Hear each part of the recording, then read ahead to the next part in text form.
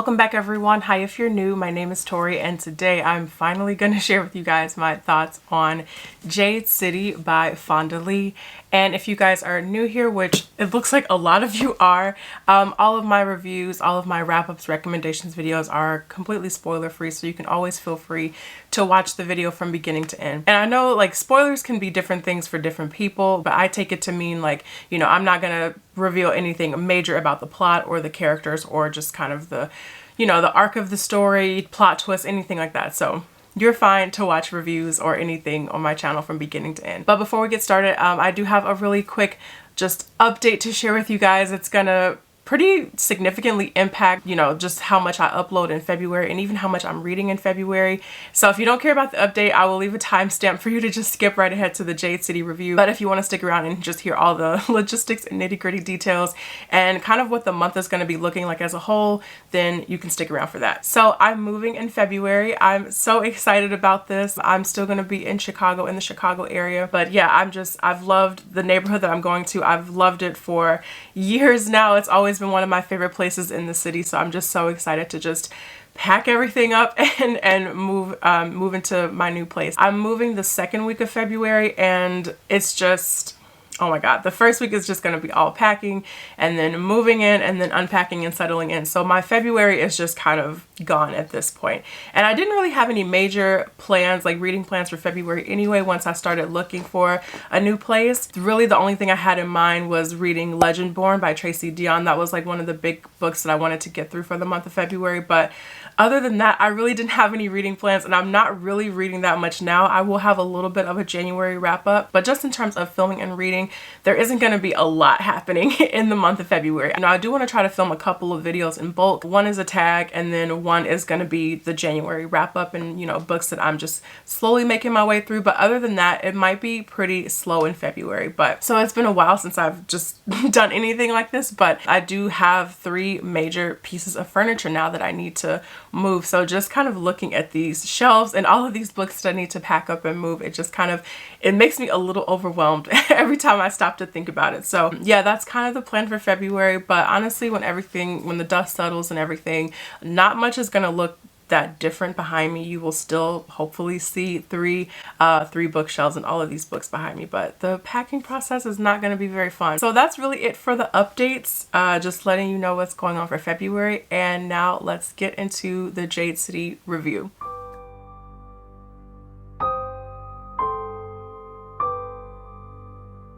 Just quickly, if you have not already seen my best books of 2020 video, spoiler alert, Jade City made the best books of the year. I love this book so much, so I'm finally sitting down to just pretty much gush about it. So that's really what this video is going to be. So I'm going to put it down. I'm going to put a little picture of the, you know, the cover up on the screen, and let's just get into it. So Jade City is this high urban fantasy novel, and it's the first in a series, and the 3rd book is coming out later on in 2021. And this book, I mean, like so many other epic and high fantasy books, Jade City has so much just setup and just so much happening kind of in the background before you can even really get to the meat of what is going on and what really is, you know, what these characters are up to throughout the story. So Jade City takes place on this island nation of Kakan in the city known as Janloon. So on Kakan though, Jade, to quote the, you know, the synopsis of the book, Jade is the lifeblood of Kakan, of Janloon. So when you wear Jade,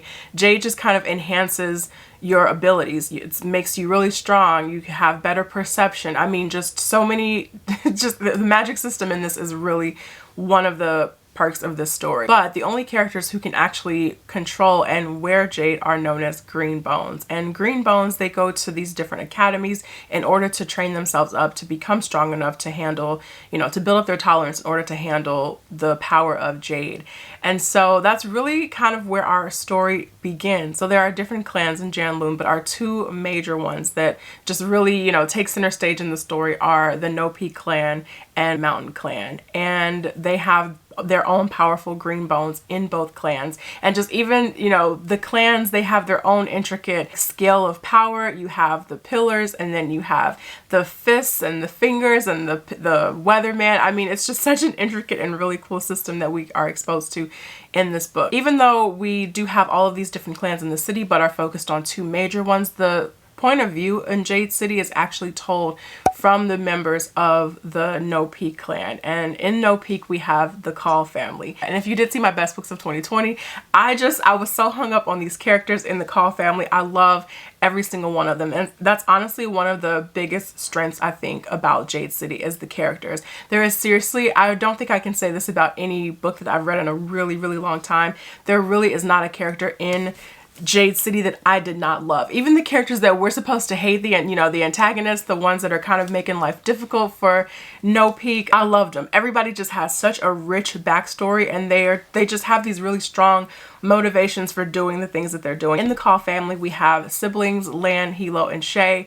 And I mean, the three of them, they really just balance each other out so well. The characters in this book, they work so well together, and they're drawn perfectly. So Lan, he's kind of the leader now. Both clans have really gone through a recent transition of power, and so Lan, he's kind of taken up the pillar of No Peak from his grandfather, and so he's just really trying to be as logical about things as possible, trying to be as safe as possible with the decisions that No Peak is making. Then we have Hilo, Lan's younger brother, and Hilo, he is not as calculated. He just prowls the streets. He's kind of like a shoot first, ask questions later sort of person, and he really keeps control of No Peak's territories throughout Janloon, and he does it through force pretty much, and he's just not afraid to get out there on the streets.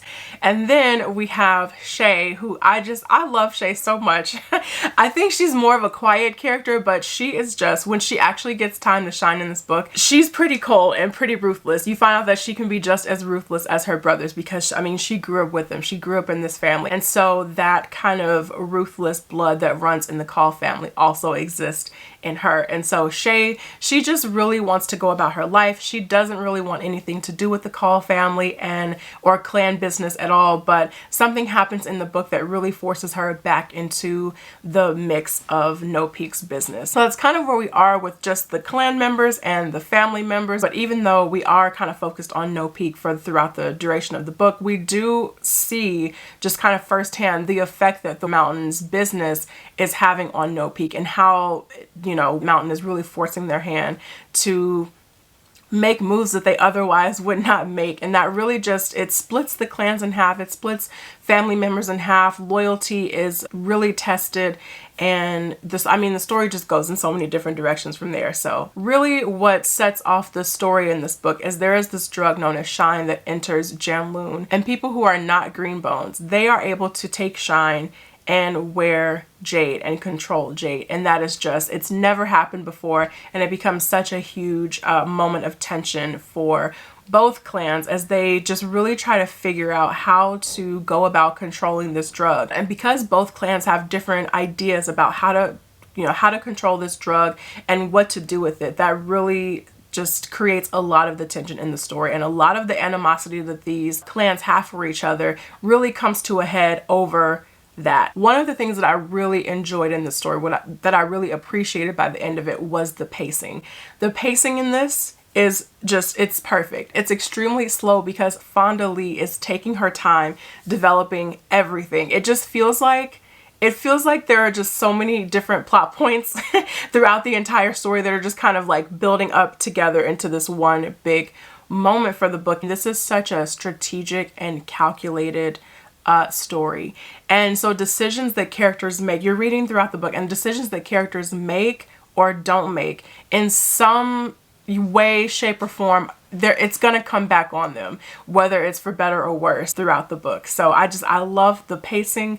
I love how strategic it is. And the leader of the Mountain Clan, she is able to think like 3 steps ahead and just make their lives as miserable as possible. So it's just things like that. It's that careful pacing and that build up throughout the story that just makes everything happen, and it's so satisfying. And throughout the story, No Peak, they're trying to get a handle on their own members, because I mentioned they have recently gone through a transition of power between their grandfather and Lan taking up the mantle.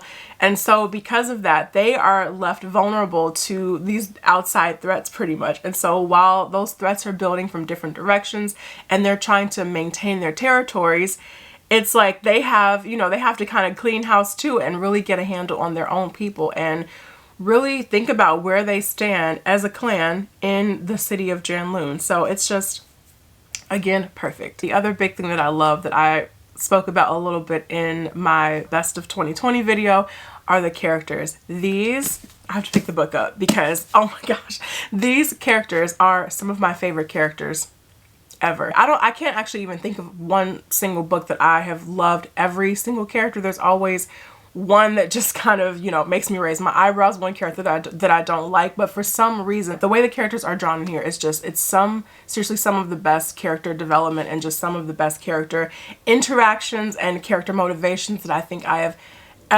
seriously ever read about. And one of the other major things that I really enjoyed in the story is the magic system. I don't read a ton of epic fantasy, so when I read one that is just, you know, that has a really just well thought out and really robust magic system, it just really captures my attention. And so in this, since Jade controls everything, when you wear Jade, you know, you can earn your own Jade, you can earn Jade from killing other green bones and taking their Jade, but when you wear it, it just enhances your senses, your strength, just everything. There are all these different disciplines that Jade can affect, and these are disciplines that green bones in training learn at the academy. And you just, when clans end up clashing throughout the book, you really see the effect that Jade has on them in fight sequences, and the way that Fonda writes those is, I loved it. I loved it. Even the action scenes though, they're not even just, I mean, they're so intense and you really know what's at stake throughout the entire book. Every time these clans come face to face and they engage in